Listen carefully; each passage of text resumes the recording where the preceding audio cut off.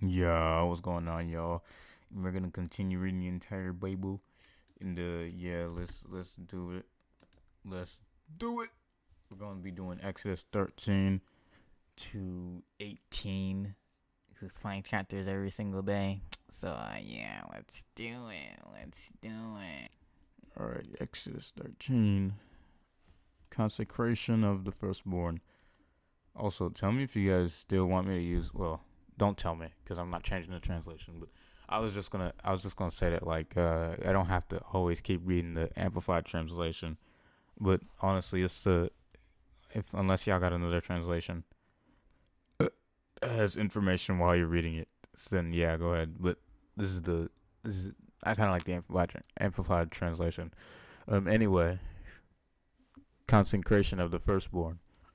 The Lord spoke to Moses, saying, "Sanctify to me that is set apart for my purpose every firstborn, the first offspring of every womb among the children of Israel, both of man and of animal. It is mine." Moses said to the people, "Remember solemnly, observe and commemorate this day on which you came out of Egypt, out of the house of bondage and slavery, for by a strong and powerful hand the Lord brought you out of this place. And nothing leavened shall be eaten. On this day, in the month of Abib, you are to go onward, and it shall be when the Lord brings you into the land of the Canaanite, the Hittite, the Amorite, the Hivite, and the Jebusite, which he swore to your fathers to give you, a land of abundance, flowing with milk and honey, that you shall keep and observe this right service in this month. For 7 days you shall eat unleavened bread, and on the seventh day there shall be a feast to the Lord. Unleavened bread shall be eaten through 7 days. No leavened bread shall be seen with you, nor shall there be leaven within the borders of your territory. You shall explain this to your son on on that day, saying, "It is because of what the Lord did for me when I came out of Egypt. It shall serve as a sign to you on your arm, on your hand." I read arm first. "And as a reminder on your forehead, so that the instruction law of the Lord may be in your mouth. For with a strong and powerful hand the Lord brought you out of Egypt. Therefore you shall keep this ordinance at this time from year to year. Now it shall be when the Lord brings you into the land of the Canaanite, as he swore to you and your fathers, and gives it to you, you shall set apart and dedicate to the Lord all that first opens the womb. All the firstborn males of livestock shall be the Lord's. Every firstborn of a donkey you shall redeem by submitting a lamb as a sacrifice for it. But if you do not wish to redeem it, then you shall break its neck, and every firstborn among your sons shall redeem, that is, buy back from God with a suitable sacrifice. And it shall be when your son asks you in time to come, saying, 'What does this mean?' You shall say to him, 'With a strong and powerful hand the Lord brought us out of Egypt.'" From My door just closed randomly. But anyway, "from the house of bondage and slavery. For it happened when Pharaoh stubbornly refused to let us go, that the Lord struck every firstborn in the land of Egypt, both the firstborn of man and the firstborn of animal. Therefore I sacrifice to the Lord all the males, the first to be born of every womb. But every firstborn of my sons I redeem. So it shall serve as a sign and a reminder on your left hand arm." Did it again. "And as frontlets between your eyes, for by a strong and powerful hand the Lord brought us out of Egypt." God leads the people. So it happened when Pharaoh let the people go, God did not lead them by way of the land of the Philistines, even though it was nearer, for God said the people might change their minds when they see war, that is, that there will be war, and return to Egypt. But God led the people around by the way of wilderness towards the Red Sea. The sons of Israel went up in battle array, or orderly ranks, marching formation, out of the land of Egypt. Moses took the bones of Joseph with him, for Joseph had solemnly ordered place under an oath. The Israelites saying, "God will assuredly take care of you, and you must carry my bones away, saying, my bones away from here with you. They journeyed from Succoth and Goshen and camped at Etham on the edge of the wilderness. The presence of the Lord was going before them by day in a column of cloud to lead them along the way, and in a pillar of fire by night to give them light, so that they could travel by day and by night. He did not withdraw the pillar of cloud by day, nor the pillar of fire by night, from going before the people. Pharaoh in pursuit. Okay, so this man's obsessed. He's not done yet. Now the Lord spoke to Moses, saying, tell the sons of Israel to turn back and camp in front of Pi-hahiroth, between Migdol and the sea. You shall camp in front of Baal-zephon, the opposite it by the sea. For Pharaoh will say of the Israelites, they are wandering aimlessly in the land. The wilderness has shut them in. I will make stubborn, defiant Pharaoh's heart, so that he will pursue them, and I will be glorified and honored through Pharaoh and all his army. And the Egyptians shall know without any doubt and acknowledge that I am the Lord. And they did so. When the king of Egypt was told that the people had fled, Pharaoh and his servants had a change of heart toward the people, and they said, what is this that we have done? We have let Israel go from serving us. So Pharaoh harnessed horses to his war chariots for battle, and took his army with him. And he took 600 chosen war chariots, and all other war chariots of Egypt, with fighting charioteers over all of them. The Lord hardened the heart of Pharaoh, king of Egypt, and he pursued the Israelites as they were leaving confidently and defiantly. The Egyptians chased them with all the horses and war chariots of Pharaoh, his horsemen and his army, and they overtook them as they camped by the sea, beside Pi-hahiroth, in front of Baal-zephon. As Pharaoh approached, the Israelites looked up and saw the Egyptians marching after them, and they were very frightened. So the Israelites cried out to the Lord. Then they cried out to God first. Then they said to Moses, is it because there are no graves in Egypt that you have taken us away to die in the wilderness? What is this that you have done to us by bringing us out of Egypt? Did we not say to you in Egypt, leave us alone? Let us serve the Egyptians. That's not what y'all said. For it would have been better for us to serve the Egyptians as slaves than to die in the wilderness. No, y'all didn't want to be no slaves no more. The sea is divided. Then Moses said to the people, do not be afraid. Take your stand, be firm and confident and undismayed, and see the salvation of the Lord, which he will accomplish for you today. For those Egyptians whom you have seen today, you will never see again. The Lord will fight for you, while you only need to keep silent and remain calm. The Lord said to Moses, why do you cry to me? Tell the sons of Israel to move forward towards the sea. As for you, lift up your staff and stretch out your hand over the sea and divide it, so that the sons of Israel may go through the middle of the sea on dry land. As for me, hear this: I will harden the hearts of the Egyptians, and they will go in the sea after them. And I will be glorified and honored through Pharaoh and all his army, and his war chariots and his horsemen. And the Egyptians shall know without any doubt and acknowledge that I am the Lord, when I am glorified and honored through Pharaoh, through his war chariots and his charioteers. The angel of God, who had been going in front of the camp of Israel, moved and went behind them. The pillar of the cloud moved from in front and stood behind them.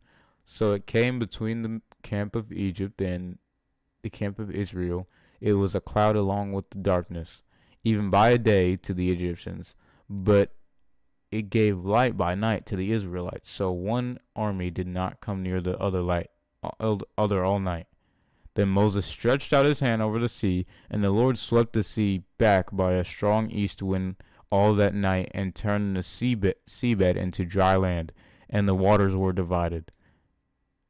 The Israelites went in the middle of the sea on dry land, and the waters formed a wall to them on their right hand and on their left. Then the Egyptians pursued them in the middle of the sea, even all Pharaoh's horses, his war chariots, and his charioteers. So it happened at the early morning, watch before dawn, that the Lord looked down on the army of Egyptians through the pillar of fire and cloud and put them in a state of confusion. He made their chariot wheels hard to turn and the chariots difficult to drive. So the Egyptians said, let us flee from Israel, for the Lord is fighting for them against the Egyptians." Then the Lord said to Moses, "Stretch out your hand over the sea, so that the waters may come back over the Egyptians on their war chariots and on their charioteers." So Moses stretched out his hand over the sea, and the sea returned to its normal flow at sunrise, and the Egyptians retreated right into being met by the returning water. That had to be scary. So the Lord overthrew the Egyptians and tossed them into the midst of the sea. The waters returned and covered the chariots and the charioteers, and all the army of pharaohs that had gone into the sea after them. Not even one of them survived. But the Israelites walked on dry land in the middle of the sea, and the waters formed a wall to them on their right hand and on their left. The Lord saved Israel that day from the land of the Egyptians, and Israel saw the Egyptians lying dead on the seashore.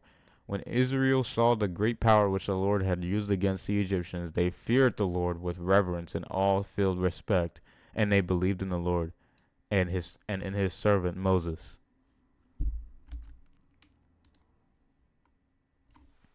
The Song of Moses and Israel. Then Moses and the children of Israel sang this song to the Lord, singing, "I will sing to the Lord, for he has triumphed gloriously. The horse and its rider he has thrown into the sea. The Lord is my strength and my song, and when he has become my salvation, this is my God, and I will praise him, my father's God, and I will exalt him. The Lord is a warrior, the Lord is his name. Pharaoh's chariots and his army he has thrown into the sea. His chosen captains are drowned in the Red Sea. The deep water covers them. Clad in armor, they sank in the depths like a stone. Your right hand, O Lord, is glorious in power. Your right hand, O Lord, shatters the enemy. In greatness of your majesty, you overthrow and annihilate those adversaries who rise in rebellion against you. You sent out your fury, and it consumes them like a chaff. With the blast of your nostrils, the waters piled up. The flowing waters stood up like a mound. The deeps were congealed in the heart of the sea. The enemy said, I will pursue, I will overtake, I will divide the spoil. My desires shall be satisfied against them. I will draw my sword, my hand shall dispossess them, and drive them out. You blew with your wind, the sea covered them. Clad in armor, they sank like lead in the mighty waters. Who is like you among the gods, O Lord? Who is like you, majestic in holiness, awesome in splendor, working wonders? You stretch out your right hand, the sea swallowed them. You, in your loving kindness and goodness, have led the people whom you have redeemed. In your strength you have guided them with care to your holy habitation. The peoples have heard about you, they tremble. Anguish and fear has gripped the inhabitants of Philistia. Then the tribal chiefs of Edom were dismayed and horrified. The mighty leaders of Moab trembling grips them. All the inhabitants of Canaan have melted away in despair. Terror and dread fall on them. Because of the greatness of your arm, they are as still as a stone, until your peoples pass by and into Canaan, O Lord, until the peoples pass by whom you have purchased. You will bring them into the land of promise, and plant them on the Mount Moriah, in Jerusalem of your inheritance. The place, O Lord, you have made for your dwelling among them. the sanctuary, O Lord, which your hands have established. The Lord shall reign to eternity and beyond. For the horses of Pharaoh went with his war chariots and his charioteers in the sea, and the Lord brought back the waters of the sea on them. But the sons of Israel walked on dry land in the middle of the sea. Then Miriam, the prophetess, the sister of Aaron and Moses, and they got a sister? I didn't know that. Took a timbrel in her hand, and all the women followed her in with timbrels and dancing. Miriam answered them, "Sing to the Lord, for he has triumphed gloriously and is highly exalted. The horse and its rider he has hurled into the sea." I know I said I read this before, but I just don't remember seeing Miriam. Or yeah, I think I said her name right. Yeah, I just don't remember seeing her. The Lord provides water. Then Moses led Israel from the Red Sea, and they went into the wilderness of Shur. They went a distance of 3 days, about 33 miles, into the wilderness, and found no water. Dang. They came to Marah, but they could not drink its waters because they were bitter. Therefore it was named Marah, bitter. The people grew discontented and grumbled at Moses, saying, What are we going to drink?" Then he cried to the Lord for help, and the Lord showed him a tree, a branch of which he threw into the waters, and the waters became sweet. Ooh, down, a little too down. Then the Lord made a statue and an ordinance for them, and there he tested them, saying, "If you will diligently listen and pay attention to the voice of the Lord your God, and do what is right in his sight, and listen to his commandments, and keep foremost in your thoughts, and actively obey all his precepts and statutes, then I will not put you on any of the diseases which I have put on the Egyptians, for I am the Lord who heals you." Then the children of Israel came to Elim, where there were 12 springs of water and 70 date palms, and they camped there beside the waters. Dang, bro, y'all getting spoiled. How would y'all mess this up? The Lord provides men. See, how would y'all mess this up? They messed this up, but we'll get into that. Then they set out from Elim, and all the congregation of Israel came to the wilderness of Sin, which is between Elim and Sinai. On the 15th day of the second month after they left the land of Egypt, the whole congregation of Israelites grew discontented and murmured and rebelled against Moses and Aaron in the wilderness. And the Israelites said to them, "Would that we have died by the hand of the Lord in the land of Egypt, when we sat by the pots of meat and ate bread until we were full? For you have brought us into this wilderness to kill this entire assembly with hunger." Then the Lord said to Moses, "Behold, I will cause bread to rain from heaven for you. The people shall go out and gather a day's portion every day, so that I may test them, to determine whether or not they will walk obediently in my instruction law. And it shall be on the 6th day they shall prepare to bring in twice as much as they gather daily, so that they will not need to gather on the 7th day." So Moses and Aaron said to all Israel, At evening you shall know that the Lord has brought you out of the land of Egypt. And in the morning you will see the glory of the Lord, for he hears your murmurings against the Lord. What are we, that you murmur and rebel against us? The Lord provides meat.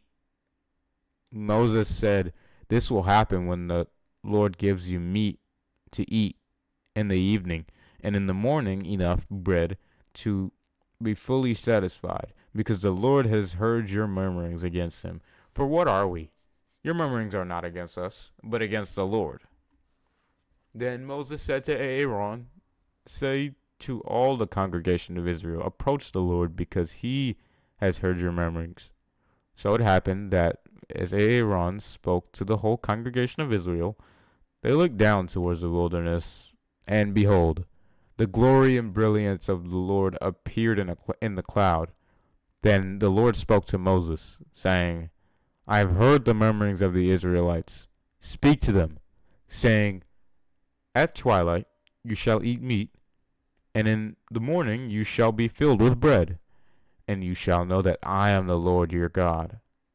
So in the evening the quails came up and covered the camp, and in the morning there was a blanket of dew around the camp.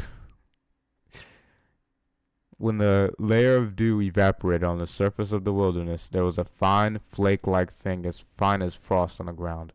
When the Israelites saw it, they said to one another, "What is it?" For they did not know what it was. And Moses said to them, "This is the bread which the Lord has given you to eat. This is what the Lord has commanded. Let every man gather as much of it as he needs. Take an omer for each person, according to the number of people each of you has in his tent." The Israelites did so, and some gathered much of it, and some only a little. No. Oh gosh, I skipped a little bit. When they measured it with the omer, he who gathered a large amount had no excess, and he who had gathered little had no lack. Every man gathered according to his need, family size. Moses said, "Let none of it be left overnight until the next morning." But they did not listen to Moses. And some left the supply of it until morning, and it bred worms and became foul and rotten. And Moses was angry with them for good reason. So they gathered it every morning, each as much as he needed, because the sun was hot it melted. Sounds like God gave him ice cream. Then again, I'm not too sure. I don't even know about that, but I just think, well, because worms don't come out of ice cream. Worms don't. No, and ice cream doesn't get rotten. That's just not a thing. Anyway, now on the sixth day they gathered twice as much bread, 2 omers for each person, and all the leaders of the congregation came and told Moses. He said to them, "This is what the Lord has said. Tomorrow is a solemn rest, a holy Sabbath to the Lord. Bake and boil what you will bake and boil today, and all that remains left over put aside for yourselves to keep until morning." They put it aside until morning, and as Moses told them, and it did not become foul, nor was it wormy. Then Moses said, "Eat that today, for today is a Sabbath to the Lord. Today you will not find it in the field. 6 days you shall gather it, but on the seventh day, the Sabbath, there will be none in the field." Now on the seventh day, some of the people went out to gather, but they found none. Then the Lord said to Moses, "How long do people refuse my commandments and my instructions, laws? See, the Lord has given you the Sabbath. Therefore, He gives you the bread for 2 days on the sixth day. Let every man stay at his place. No man is to leave his place on the seventh day." So the people rested on the seventh day. The house of Israel called the bread manna. It was like coriander seed, white, and it tasted like flat pastry wafers made with honey. Then Moses said, "This is the word which the Lord commands. Let an omer of it be kept through your generations, that they may see the bread with which I fed to you in the wilderness, when I brought you out of the land of Egypt." So Moses said to Aaron, "Take a pot and put an omer of manna in it, and place it before the Lord to be kept through your generations, as the Lord commanded Moses." So Aaron eventually placed it in the presence of the testimony to be kept.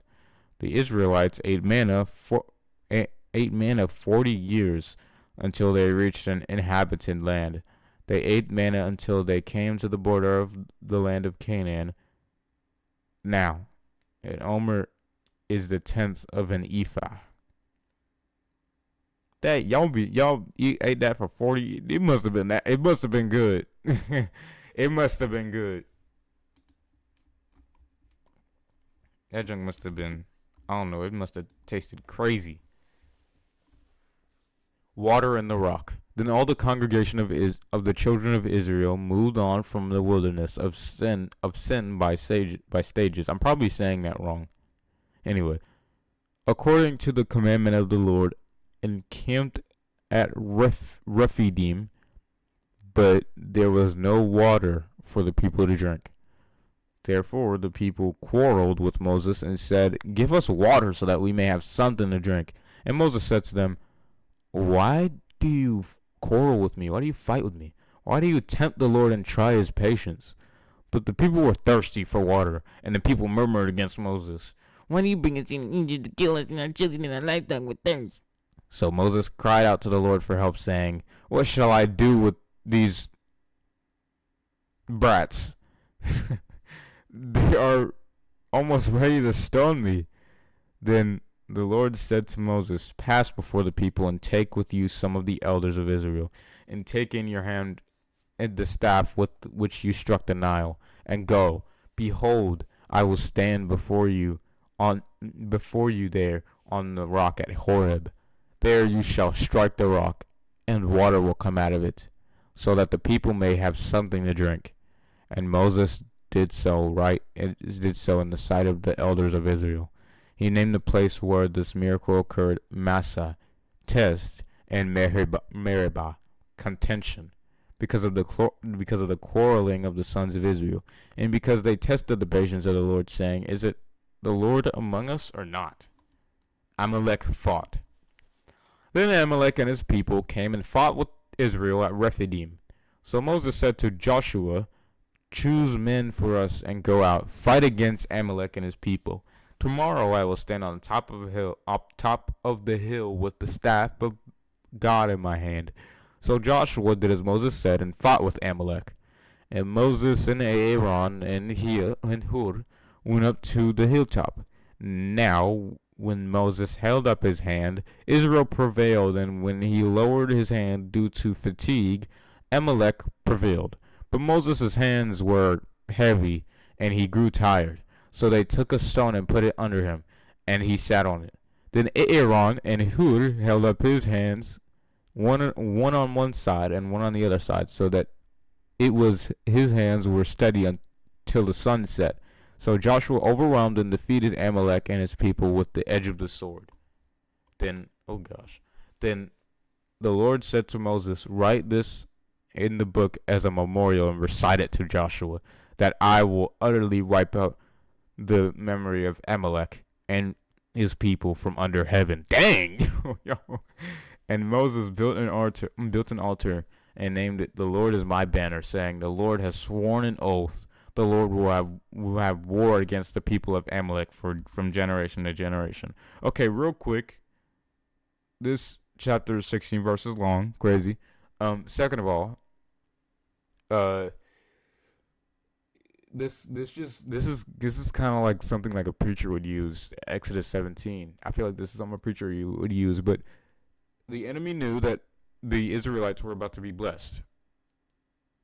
And this has happened multiple times, obviously, but I'm just Anyway, and coincidentally, they get attacked by the Amalekites. Anyway, and at least the Israelites won, but still, that just shows how much of the enemy doesn't want the Israelites to win, and he still doesn't even get what he wants in the end, because the war that's happening in Gaza, the war that's happening in Israel between them and Hamas, and basically everyone in the Middle East, because they are smack dab in the Middle East, literally. They have everyone who's Muslim is against Israel. There's no running for them. They're in the smack dab middle. Everyone surrounds them. But according to the Bible, Israel will not lose. Very interesting. But yeah, that doesn't mean they're chosen people or whatever. But you know what I mean. Yeah, you know what I mean. Like God, or Satan just doesn't want you to be blessed. But God's like, nah, you gonna be blessed. And as long as you obey him, you're blessed. So Yeah, that was good. Anyway, Jethro, Moses' father-in-law. Now Jethro, Reuel, the priest of Midian, Moses' father-in-law, heard all of what God had done for Moses and for Israel his people, and that the Lord had brought Israel out of Egypt.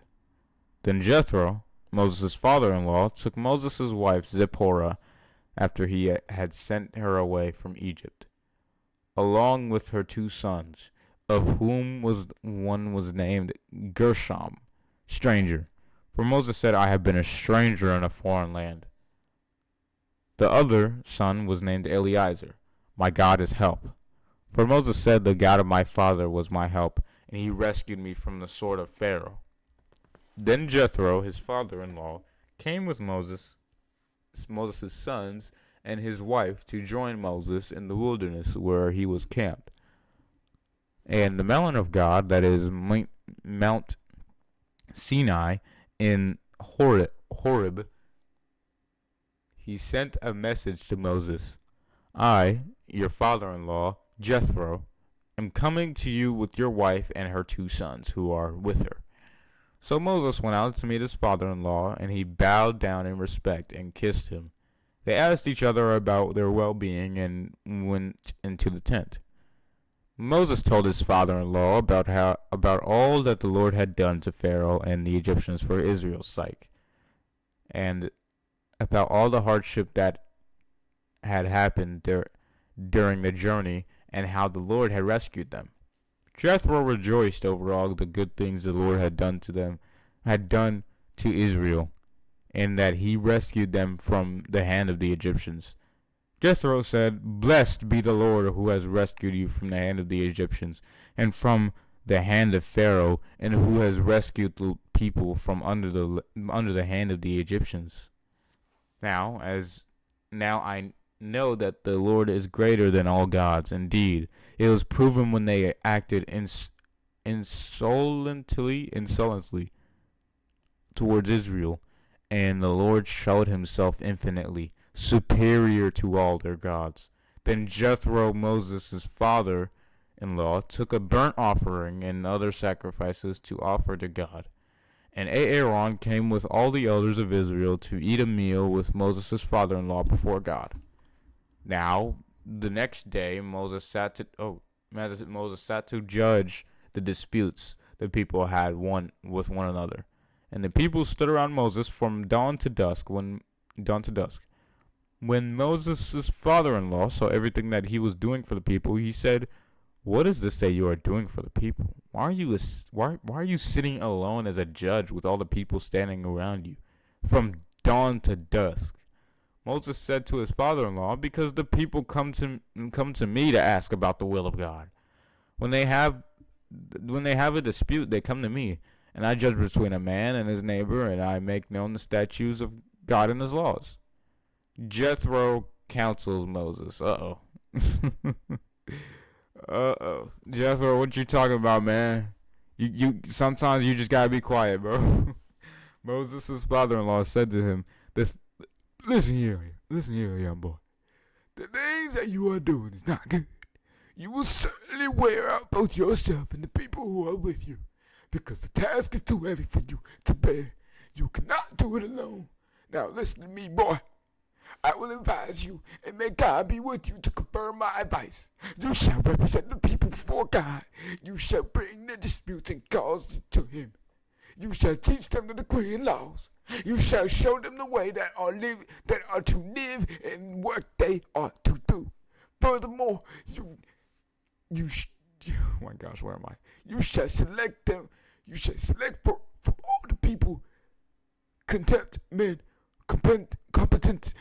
men who reverently fear God, men of truth, those who hate dishonest gain. You shall place these over the people as truth. Those who hate this dishonest gain, you shall place these people over as leaders of thousands, of hundreds, of fifties, and of tens. Then they shall judge the people at times.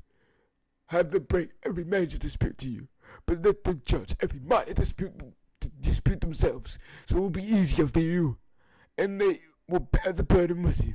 If you do this thing and God so commands you, then you will be able to endure the responsibility, and all these people will also go back to the tents in peace. That's actually really good advice. I thought that he was just gonna go off on Moses for no reason, but nope. Very wise man. I see. That's very wise, Jethro. So Moses listened to his father-in-law and did everything that he has said. Very good advice, honestly. I couldn't handle some people walking up to me and they're like, "Hey man, hey I know you Christian," and like this happened every day. "Hey man, I know you're a Christian." Obviously, Christianity wasn't a thing back then, but just bear with me. "Hey man, I know you're a Christian, and like I just need to know, like, bro took a cookie out of my like bro literally took a cookie out of my Oreo box, and then he went back in his room, ran from me, and locked the door." Now that's a minor dispute. Now imagine having tens and thousands of minor disputes every single day, and you're the only one that can be like, "Hey, come on, man, apologize," or you the only one. Now you got other people that are like, "Okay, boom, boom, boom, boom, boom, boom, boom, boom, boom, boom. This is what you gotta do. This is what you should not be doing." There's a reason why Jesus doesn't always handle our disputes, because most of them are goofy and minor. So, of course, the people who are of Jesus will be like, "Okay, I can handle this. I can handle this. Jesus don't need to handle this." If anything, Jesus shouldn't have to handle anything, but he does, because he loves us. And he's just. But anyway, and he's holy. Anyway, Moses chose able men from all Israel and made them heads over the people, leaders of thousands, of hundreds, of fifties, and of tens, from the highest to the lowest judicial levels. And they judged the people at all times. They would bring the difficult cases to Moses, but every minor, stupid dispute they judged and decided themselves. Then Moses said goodbye to his father-in-law, and Jethro went back to his own land of Midian. That was a good cameo, Jethro. And you know what else was a good cameo? The fact that I didn't get a phone call this entire recording. It's probably because I muted my phone. No, anyway, yeah, that's about it. Tomorrow we're gonna be doing 19, 20, 21, 22, 24. So that's okay. Yeah, I might have counted that wrong. No, I didn't. That would be 24, 19 or 24. Okay. So yeah. God bless.